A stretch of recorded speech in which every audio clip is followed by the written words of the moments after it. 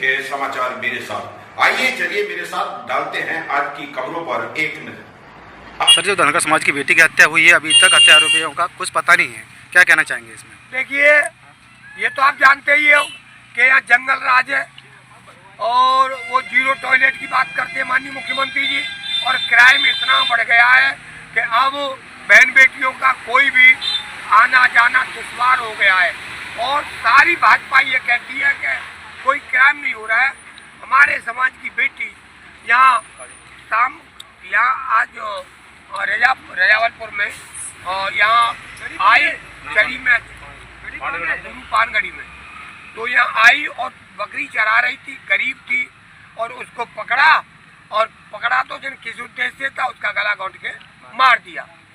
छिड़कानी तो हुई थी उससे। ये तीन दिन होने के बाद घटना का खुलासा नहीं हुआ है, कैसे देखते हैं आप? 3 दिन घटना, 3 दिन तब बात है। उस दिन पुलिस आई नहीं, 2 घंटे फोन लापरवाही की। जब फोन खटखटे तो आई, और पुलिस आई तो उसको इतनी बेशर्मी के तौर पर ले जा रही है वहाँ के 2 हाथ पकड़ लिए, 2 पैर पकड़ लिए। ऐसी पुलिस हमने मतलब ऐसी पुलिस गलत कभी नहीं देखी।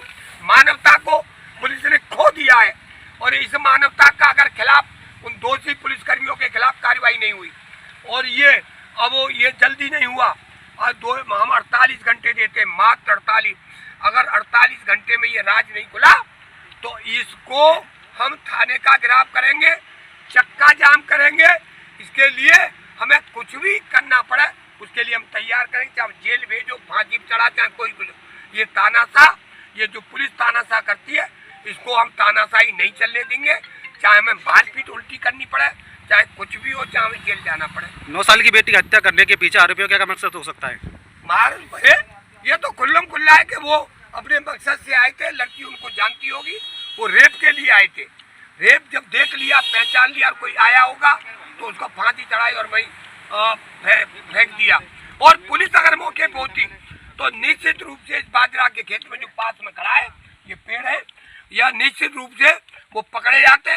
अगर इसमें भगाया है तो हम खुला आरोप लगा रहा हूँ कि पुलिस की वजह से भागा है। अब पुलिस सक्रिय हुई है।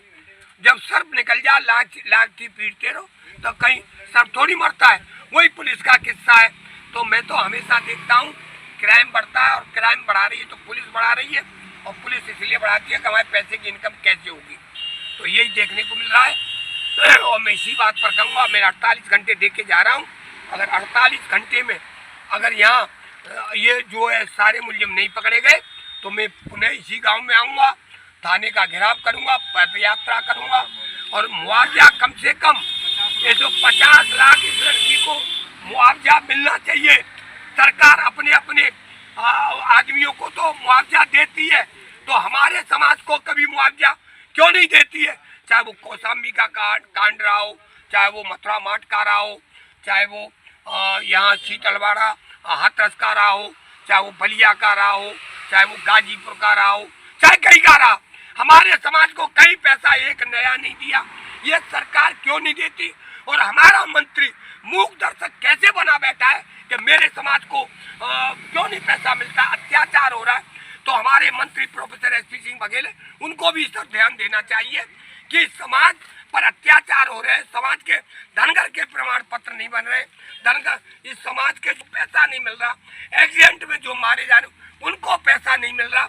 कैसी ये निकम्मी सरकार है, ये तो समय बताएगा। कितने दिन की, और 27 तक चला लो, आगे बताएंगे। या जिसको धनगर चाहेगा सरकार वही बनेगी। आज चैलेंज करके जा रहा हूँ। आप देख रहे हैं धनगर शक्ति न्यूज पर। आपको खबर हमारी कैसी लगी कमेंट बॉक्स में कमेंट करके जरूर बताएं, और चैनल को सब्सक्राइब करें, वीडियो को शेयर और लाइक करें। नमस्कार, देखते रहिए धनगर शक्ति न्यूज।